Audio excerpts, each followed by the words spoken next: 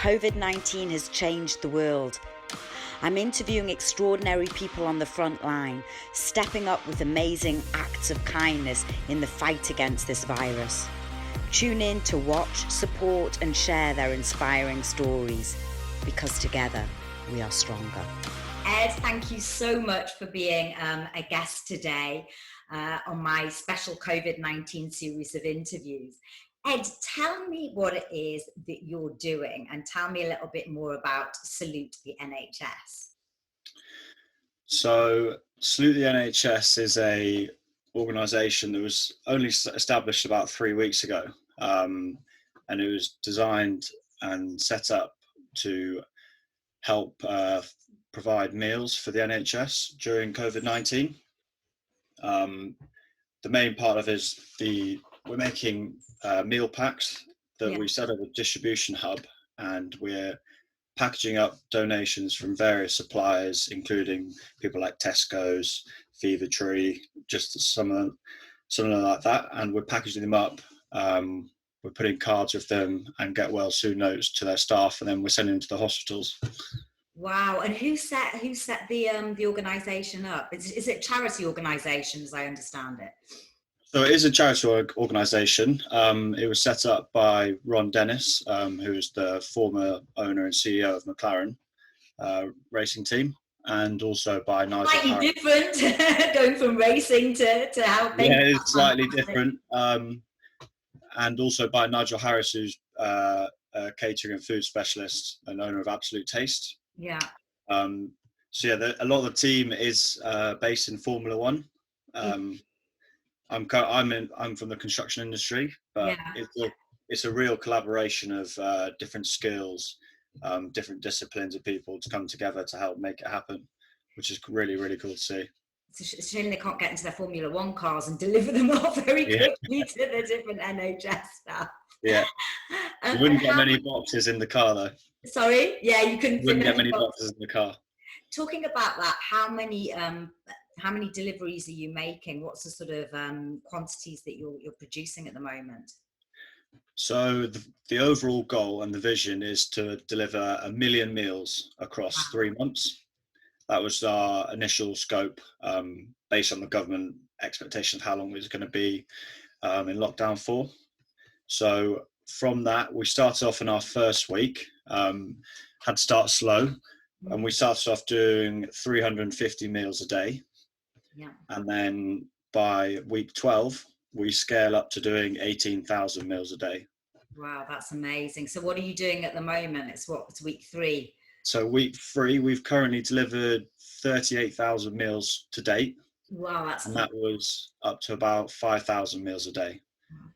And tell me about the meals, because they are slightly different. It's not just sort of any kitchen delivering any meals, is it? You're being quite specific. Yes, yeah, exactly. So there's lots of other really great charities as well who are providing food from restaurants and other companies that are not currently open. But our look on it is we're doing a healthy, nutritious meal box, and so all the ingredients inside are about providing the right energy to the doctors and nurses who have got to be on shifts for 12 to some even 18 hours. So it's about providing the long-lasting energy and sort of the healthy side of it, as opposed to just dumping a load of pizzas in the hospital for them. Which is great for short term, but over the longer shifts, we're trying to provide the consistent, healthy, reliable source of nutrition for them. And where are you getting the food sources from? So we've had, it's a real mix really. We've had a range, which some of the food comes from Absolute Taste, which is they make themselves. One of our main partners is Tesco. So they're very kindly providing a lot of the food for free, which is very, very generous. And that includes stuff like ready meals, drinks, fruit boxes, dried fruit, nuts, things like that. And then we've also been receiving one-off bulk donations from other companies like Fever Tree. We've had granola bars delivered by Grenade, all sorts of products like that, which has been very generous. Fantastic. Well, that sounds great. And how are you actually distributing the food do you have volunteers, or is it via your other partners? Because I know you're working hand in hand with other partners. Yes, we've got Yodel distribution company who've come on board, and they're actually doing the delivery from our distribution hub that we set up. The main process that we're going through is we're receiving these donations, and a lot of them are coming in bulk. So we received, for instance, 300,000 orange juices from Starbucks, which is 3-4 lorries of a lot of juices. So we've got refrigerated containers that we've brought in, and we've leased a World War II aircraft hangar in Bicester. So it's a massive 80-meter long hangar that we've set up distribution lines inside with, as you can imagine, like roller beds, big fridge containers. And we've got a wonderful group of about 60 volunteers we have a day, and we bring the food in, we pass it down the line, we package it, we add our branding to it, and then we palletize them, and Yodel distribute them to directly to the hospital wards for us. Fantastic. And what areas of England are you serving at the moment? Because I guess it's quite difficult to serve the whole country. Yeah, no, absolutely. So in the first week, we were just doing one hospital, and we started with, our first hospital was John Radcliffe in Oxford.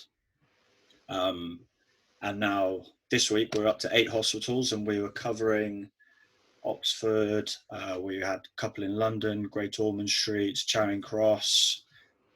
We went up to Kingsmill, near Nottingham.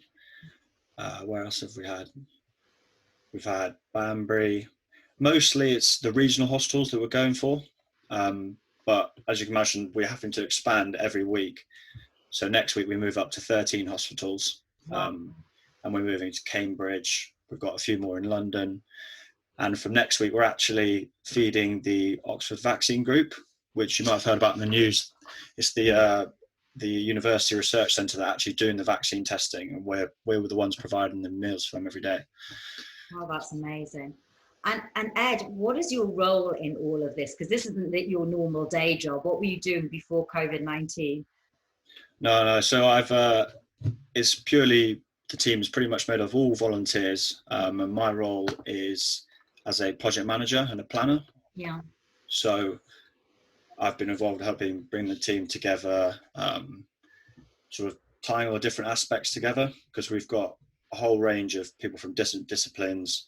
We've got food specialists, we've got catering experts, we've got distribution experts, and I've sort of had to bring it all together. I've had to plan and forecast the numbers that we need to achieve each week to reach the target at the end of the 3 months. So a lot of it's been around the planning side and liaising with each of our partners to make sure it happens. That's fantastic. And all of this is volunteer work. So amazing job done, Ed. I mean, you know, to give up your time to do this, I mean, honestly, it's a fantastic job you're doing. How are you getting the other volunteers? We're very fortunate to have had help from the Army. They've helped set us up, and also Team Rubicon. Oh yeah, I interviewed Richard, CEO, last week. Actually, they're doing an amazing job. Yeah, they're an incredible organisation. A lot of them are veterans. Usually do disaster response, but they've adapted to the COVID times, and they were really, really helpful in helping us set up in the first week. I think in fact, it was the first weekend, we only had about 6 volunteers who were all from Team Rubicon, and they helped get the ball rolling. And we also have the Pioneering Association and this division. So all the volunteers we get pretty much all within the local area, which is really great. And everyone in Bicester seems to know about it and what's going on. And we've only had about 60 volunteers a day at the moment, but we've had hundreds of people wanting to come and help, which has been really great to see. And what do you think, what's the biggest challenges that you're facing at the moment?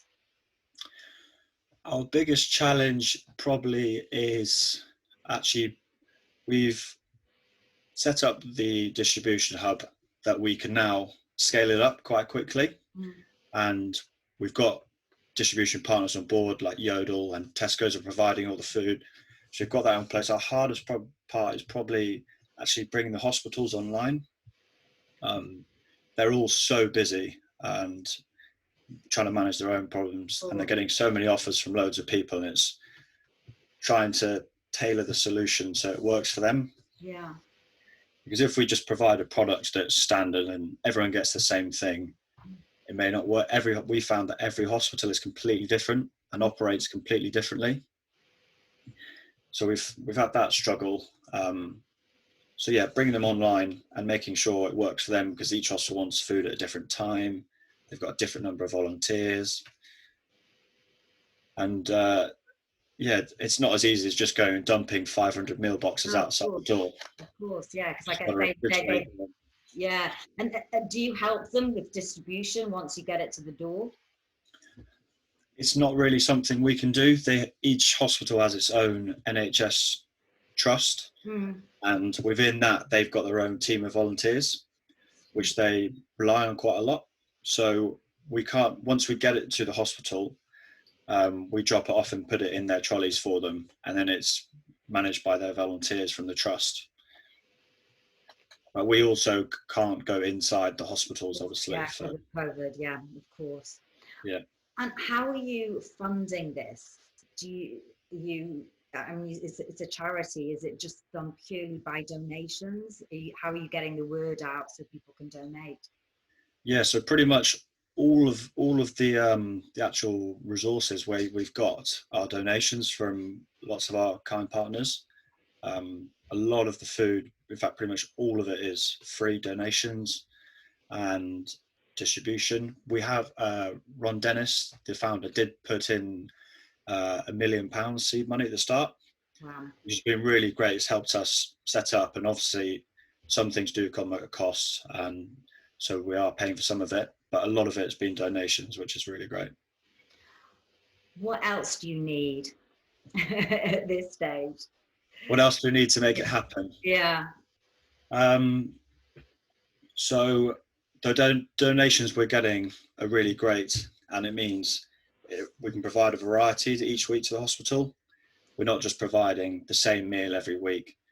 So next week, a charity link or something, and you can send. Yeah, no, we have a donations page, Just Giving page online, at salutethenhs.org, and all the donations we get help to provide a variety of boxes and different solutions to the hospitals. Great. So if anyone's watching this, please donate. I'll put the link. You send me the link. I'll put the link in the show notes below. Yeah, that'd be great. And if anyone wants to step up and volunteer, what should they do? There's a link on the website where you can register your interest to help, and the more volunteers we have, the better, because it means we can scale up quicker and quicker, and we can just provide more meals each day, which is really important. Ed, you're doing a great job. What do you think the lessons that we can learn, like if in say 3 to 6 months time, when all this is over, are there any, can you look back and say, well, these are the lessons I think we've learned from this? I think it's been very eye-opening, this experience, actually. I think there has been loads of things. One of the main things I've realised is that you pretty much can do anything and make anything happen if you really want to make it happen. So we've been needing donations for the next day, and we've been struggling to get them, and then you're collaborating loads of people's strengths and ideas together, and sort of everyone's sort of come together to make it happen. And they've given up the hours, they've given up the products and the money to make it happen, and it's all in aid of making sure that the NHS is well fed during this time, that they're working crazy long hours to make sure that we're all healthy. They are, and I've interviewed a few doctors here, and they're doing amazing work. And it's just simply that they can't even get to food, because they obviously can't then go out to supermarkets because they've got to self-isolate themselves as well. So yeah, it's incredible, and that's the other thing we're doing. So one of the key things is that we provide these boxes that they can take home at the end of the day. So you avoid going to the shops. That's one of the key things we've been doing, because I think one of the main things we found, especially in the first 2 weeks, is they finished their shifts and then they were trying to get into the supermarket and they'd queue for an hour. I mean, there were loads of videos online of nurses crying because they just couldn't even get into a supermarket, which is devastating to see. So yeah, the willingness to help from everyone has been incredible. There's been so when it really matters, people are very willing. Yeah, I think that's what I've seen. It's like communities are coming together, and there's massively. And then companies like this being set up is fantastic. Yeah, everyone working together and being willing and just sharing their knowledge and sharing their skills to make something happen. It's been really great to see. Obviously, lock up, we're going for another 2 weeks, but this could continue. Do you have any sort of future plans? Does the Salute NHS have any future plans changing the way it's going to do things? Yeah, so one of the key products that we're doing at the moment is, well, we found that so many of the staff of each trust are off ill. So we're actually making a home pack, a Boost home pack, and it contains 5 meals, juices, smoothies, soups, honey and lemons, to help you get better. Instead of going to the hospitals, we're shipping them straight to people's houses, COVID-19 NHS workers' houses. And that's sort of like a care package for them. And they can have that for the week to help them get better. That's lovely. That's great. Yeah. And the other one we're doing is another sort of care package, but it's going to be more medical based and health. So we'll provide various medicines that they might need, and various health products in a box, with also general weekly essentials you might need, shower gel, hand cream, hand sanitizers, just to help you get better during the time. Because, as you know, we're relying a lot on the doctors at the moment, so keeping them fit and well is extremely important. Exactly. Well, Ed, you're doing an amazing job. Thank you for all your time and effort that you're putting into this. And yes, just thank you from the bottom of our hearts. And yeah, thank you so much for taking the time for this interview today. That's okay. Thank you. Thank you. Take care. Thank you, Ed.